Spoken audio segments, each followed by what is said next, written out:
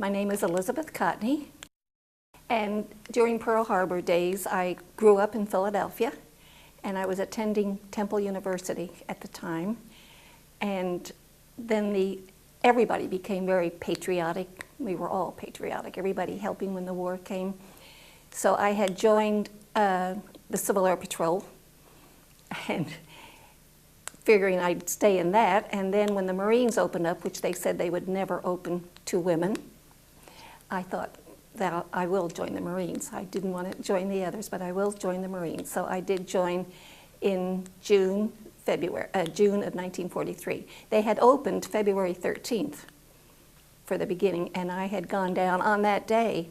And when my father found out, he was very upset and talked me out of it for the moment. I think most fathers did with their daughters. Many did. So then finally when June came, I thought, oh, I'm still going in. So I did go in June. Okay.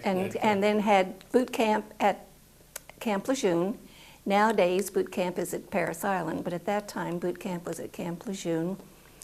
And then we all had to sign what we would like to do in the service. And I had put anything to do with an airport. I didn't care what it was, so we were given examinations.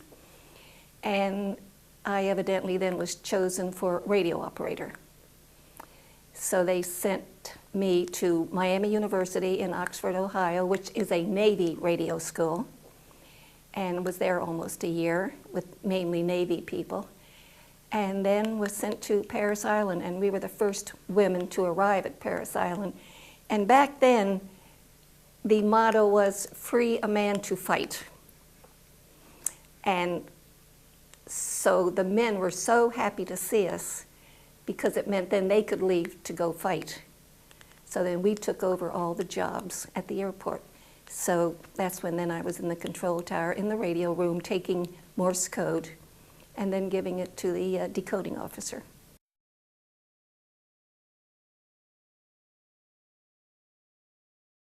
They were absolutely wonderful to us. They really were. They treated us like ladies. They were just so happy to see us. But during boot camp, 6 weeks then, because we were in the beginning and they needed to get us going, and you never saw any male for 6 weeks. So then at the end, they had a dance for us, and then we got on the troop trains and went wherever we were supposed to go. But, and Parris Island still looks very much, except our barracks are all gone. And Page Field, which was the air station, is now gone. And when I was there, Beaufort was the Naval Air Station. Now it's the Marine Corps Air Station. And there's no more Page Field.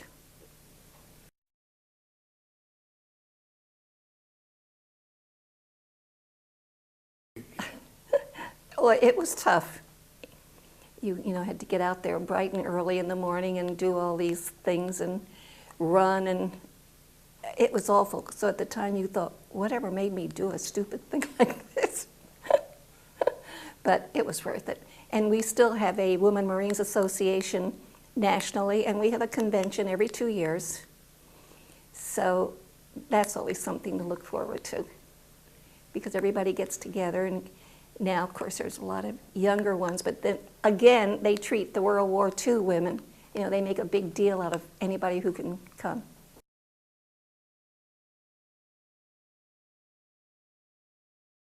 We were all in the same boat, and you did make lifelong friends, and you see them at the conventions. And then in the meantime, I don't know about the other services, but there's something about the Marines, this esprit de corps, that, you know, once you meet somebody who was in the Marines, you're a lifelong buddy. Just for some reason, it's that way. So you did make a lot of friends. I talked to them sometime on the phone, like my bunkmate that lives in Illinois. I'd love to go see her, and I still might. But, you know, your life, you talk on the phone, it's like it was yesterday.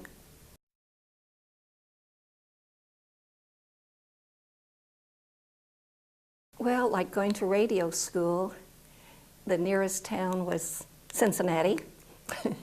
And so every other week we would have 24 hours off.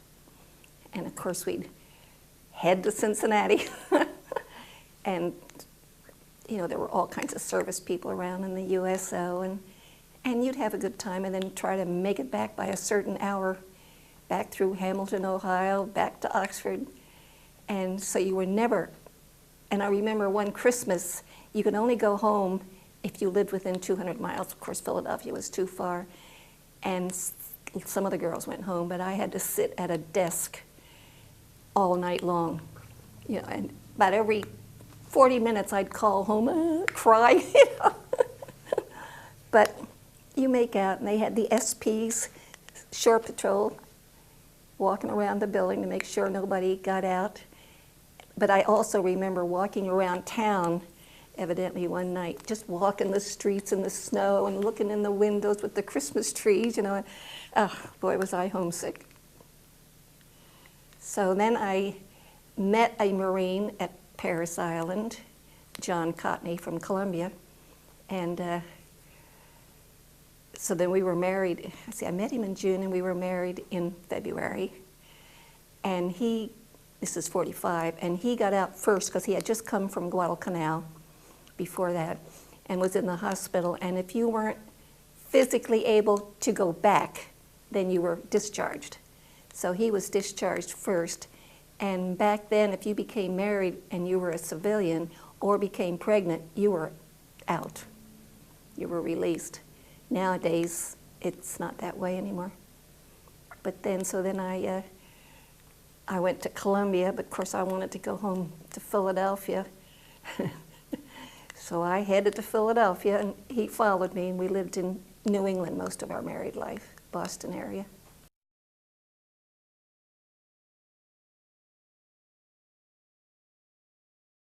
Well, it was his home, and we, you know, rarely ever came. And then during the 70s, we did come down. And after that, then my parents came down with us on a visit, and we bought a mobile home in Garden City just to come down to maybe 2 weeks out of the year. And I had said to him, I will never live inside. Because when I left, you know, I didn't want to ever see it again. And it had changed for the better so much. So then I finally agreed to build a house down here for the winter time. And my mother had moved down. She'd gotten herself a place, and we would bring her down, and she'd stay for the winter. So we built a house, and then just when the house was finished, he came down with lung cancer and died. So he never got a chance to live here. And I know my children up in Massachusetts thought I should sell this house and stay up there in New Hampshire, but I thought, you know, I don't need all this snow plowing and lawn cutting, and I'm going down there, which I did. And I go to Boston several times a year, either driving or flying.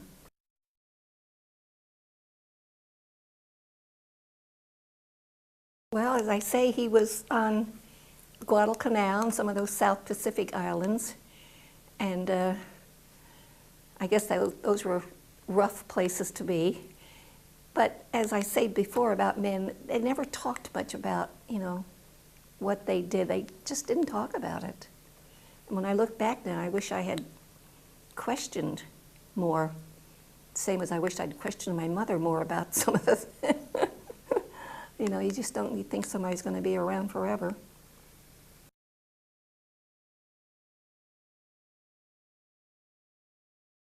My mother was fine, but my father was, he, you know, sort of didn't even speak hardly for 6 weeks before I left. Didn't go to the train to see me off. He was very upset. But I've talked to so many women, and we all come up with that same story, that fathers did not want to see their daughters leave. So strange, but then, you know, he was fine when I'd come home and things. I bet he was eventually proud. Oh, yes. Oh, yeah. Yeah, because, well, he had been raised in the Army. His father was a retired Army man, and my father had been too young for World War I. So he was kind of a little against, you know, this Army life. But he ended up fine. But that was the case in many, many women. Strange, but I understand it.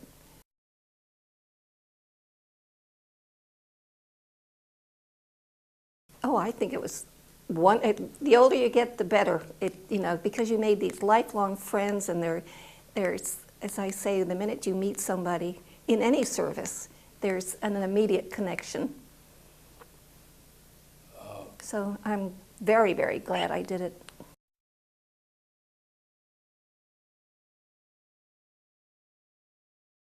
My parents at that time, had moved to New Jersey, Rumson, New Jersey, so we lived with them several years only because my father, wanted me home.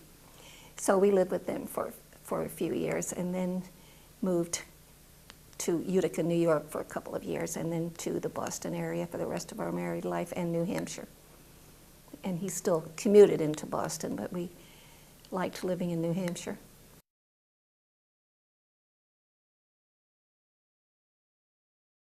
Yes, 4 children, a daughter who lives in Newburyport, Massachusetts, and I had a son who was killed on a motorcycle, and when he was 32, up in New Hampshire, up in the mountains, and then a daughter who lives down here in Loris. She came down, and then a son who lives in Boston.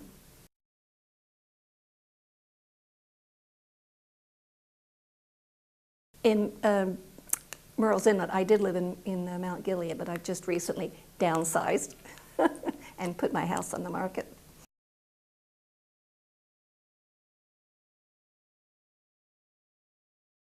You just sat there at the in cent code, and it was all in 5-digit letters, just constant 5-digit, nothing made sense. So you couldn't make an error, because then that was given to the decoding officer. And so you just sat there taking code, and that's something like typing and riding a bicycle. You never, never forget.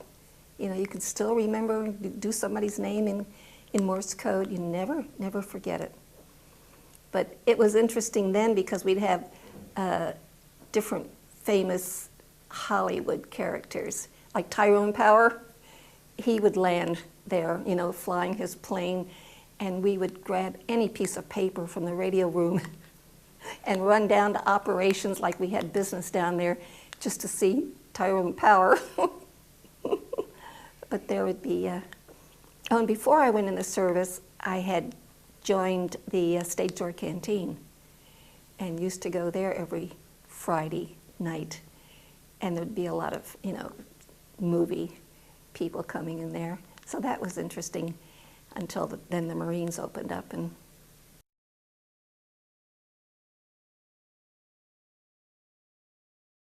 it was called Fox. It was coming from Washington. Fox is what they termed it. And when you went to radio school and you learned it, you could not graduate until you had taken so many characters, like 2,000, without an error.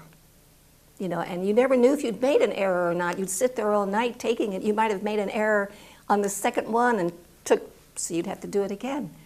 So you couldn't graduate it until you took several thousand without one error. We were both corporals. Okay. Yes, yeah. Then who had the say in the house? No, and we always, it's funny, opposites attracts, they say, one Northerner, one Yankee, one Southerner, one Roman Catholic, one Methodist, But we used to get a lot of fun out of, debating, as my father would call it. Not arguing.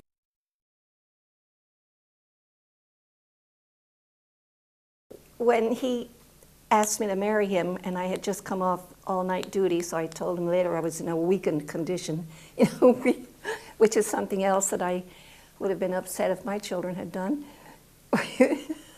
We left that morning and went to Beaufort.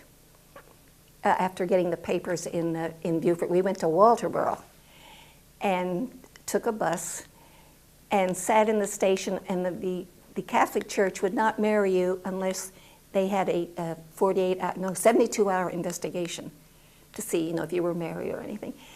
So that was out. So then I remember sitting at the Greyhound station, and my brother, who was the Episcopal minister, he was in the Army, but he had always wanted to be, he was an Episcopalian, lived a lot with my grandmother.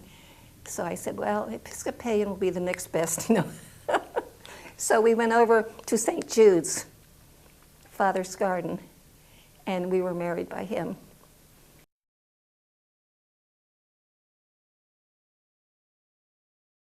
Women did not go overseas then, only nurses, but women, as I say, that poster was free a man to fight. You know, go into the bases and take over their jobs so that they could leave to go fight.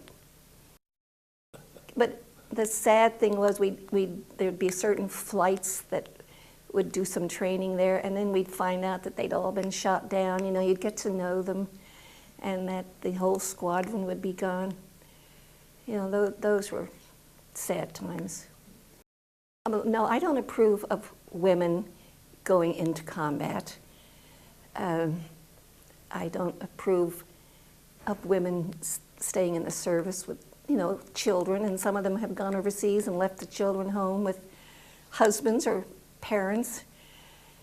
No, and the other thing I don't approve of, it's no longer woman Marine, it's Marine. I mean, I like the idea, you're a Marine, period.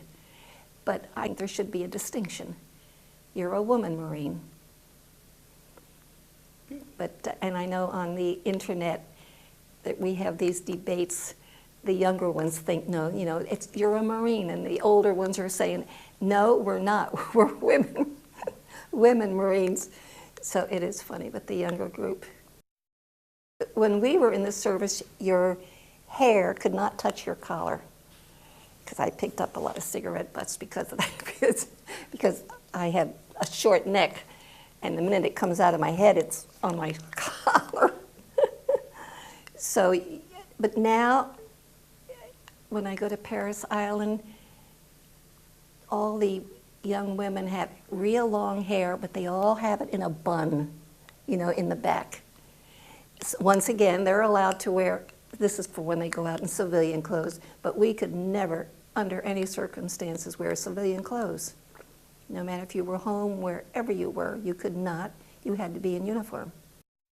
Nowadays, they have that thing called the crucible, which is really, really tough. But I think in comparison, it was as tough for us as this is for them.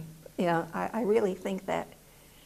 But I remember, of course this has nothing to do with it, but instead of going out early like you should, some of the women would hide and stand on the commodes, you know.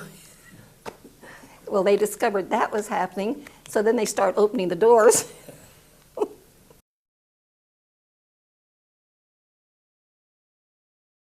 Well, at that time, it was by males.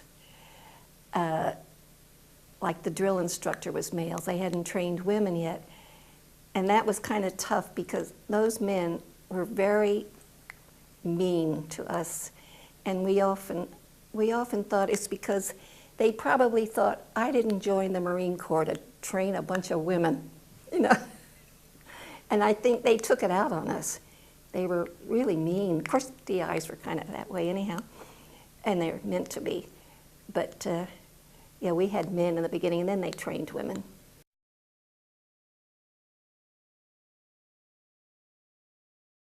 I think so, yeah, because I'm still just as patriotic as I ever was, as you can tell.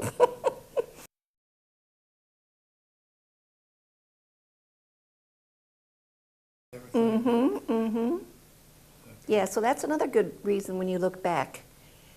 You get, you know, you don't get the benefits as a retiree, but you get the benefits of the VA clinic and you know, lots of little things like that.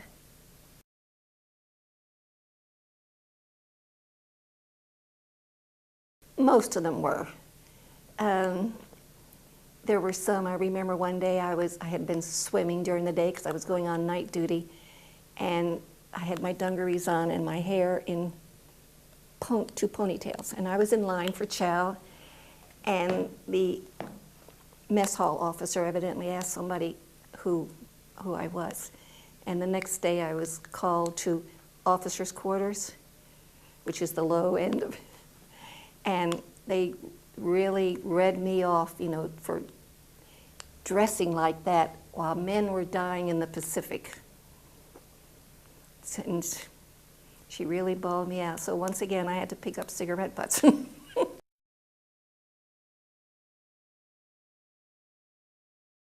They were usually college graduates, you know, always college graduates that became officers. And there were some, you know, like my decoding officer, they were, a couple of them, they were very, very wonderful. But there were some that try to forget.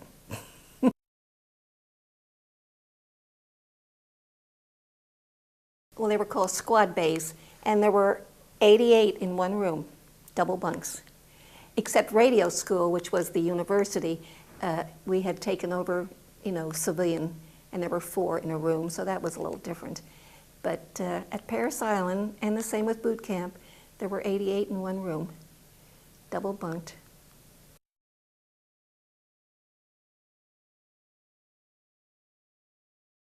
Tell us about that. That was always a shock too, when you went to boot camp and you suddenly went in that one big cemented room with about 20 shower heads, you know.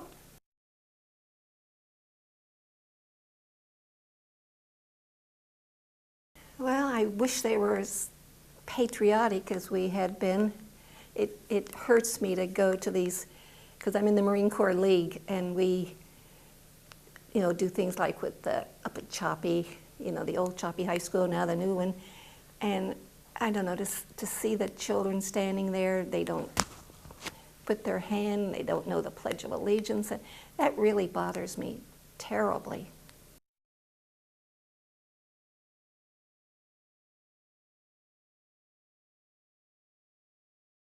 Da-da-da-da Dash. is a V. Yeah, for B. And we learned code by funny little ways, like D is dash dot dot. So we'd say dog dood it, you know. And L was da-da-did it, which sounds like the hell with it. And Q was da-da-da-da, here comes the queen. You know, so you would learn these funny little things. And we learned it by learning the opposites, like A and N, da-da, da-dit. And da-da-da-da, V, and B, dot, dash, dot, dot, dot. You know, so we learned the opposites. That's how we learned it.